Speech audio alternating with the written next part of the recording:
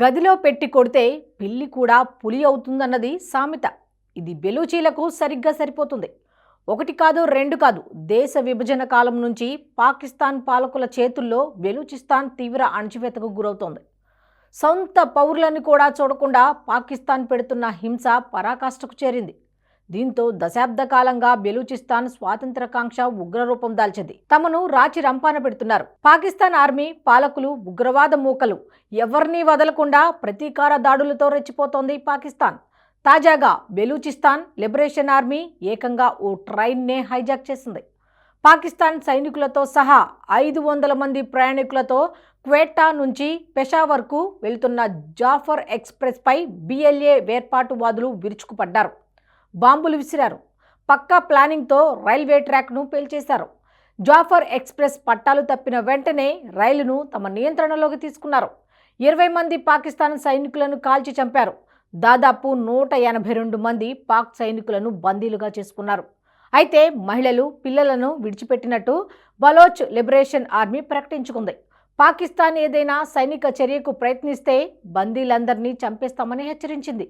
బెలూచిస్తాన్ విముక్తి పోరాటం తారాస్థాయికి చేరిందనడానికి ఈ ట్రైన్ హైజాక్ ఘటన పరాకాష్ఠగా నిలుస్తోంది.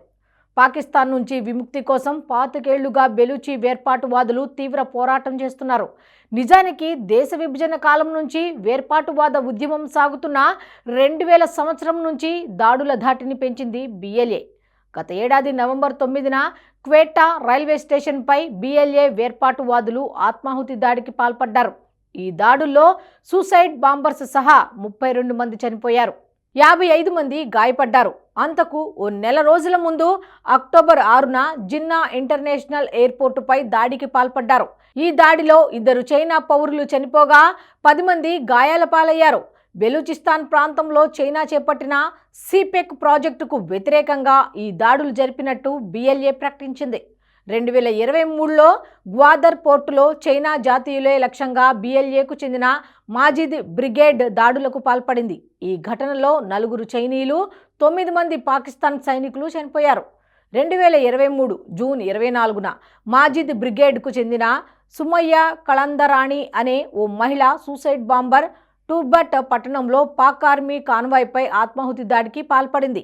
ఈ ఘటనలో ఓ పాకిస్తాన్ మేజర్ చనిపోగా ఓ బ్రిగేడియర్తో పాటు 6 సైనికులు గాయపడ్డారు. 2022లో ఏప్రిల్ 26న కరాచీ యూనివర్సిటీపై బిఎల్ఏ ఆత్మాహుతి దాడికి పాల్పడింది.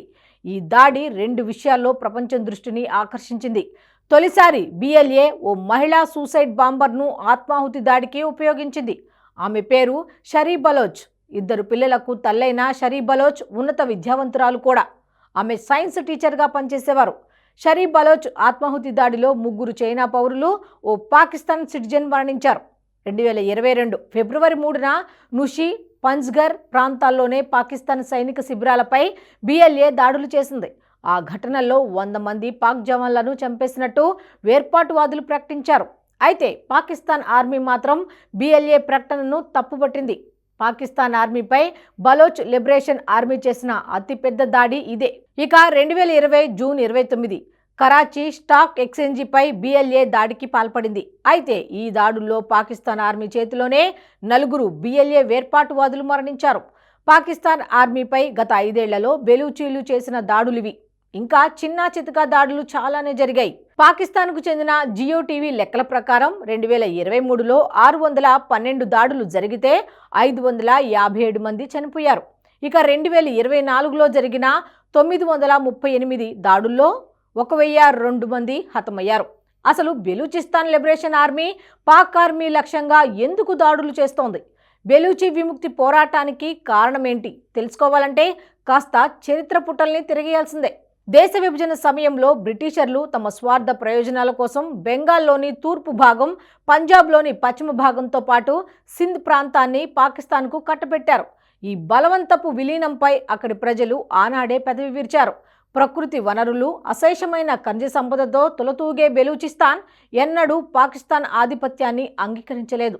తమ సంపదను దోచుకుంటూ అణచివేతకు గురిచేస్తున్న పాకిస్తాన్ పాలకులపై బెలూచీలు తిరుగుబావుట ఎగురవేశారు. అయితే ప్రారంభంలో వేర్పాటువాద ఉద్యమం నత్తనడకన సాగేది.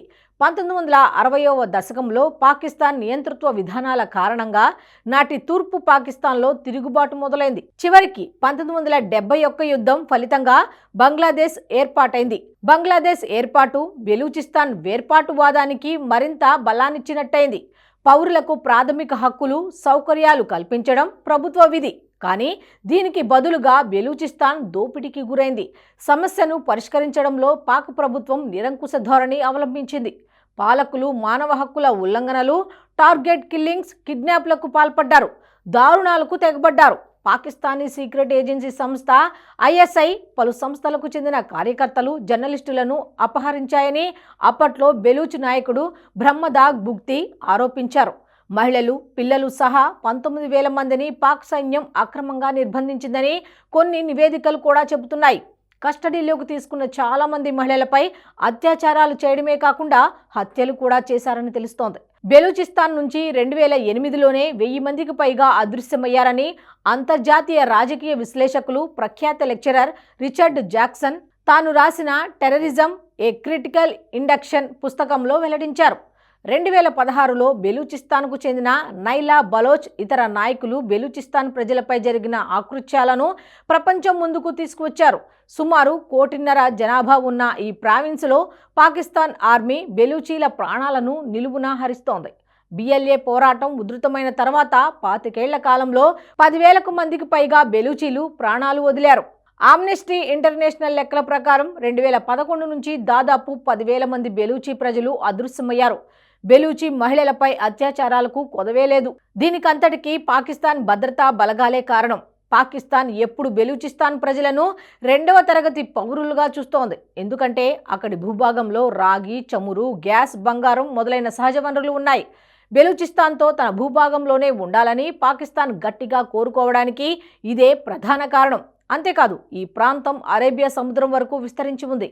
ఇది సముద్ర వాణిజ్యానికి ప్రధాన మార్గం కావడం కూడా మరో కారణం. ఇక చైనా చేపట్టిన సిపెక్ ప్రాజెక్టు కూడా ఇంకొక కారణం.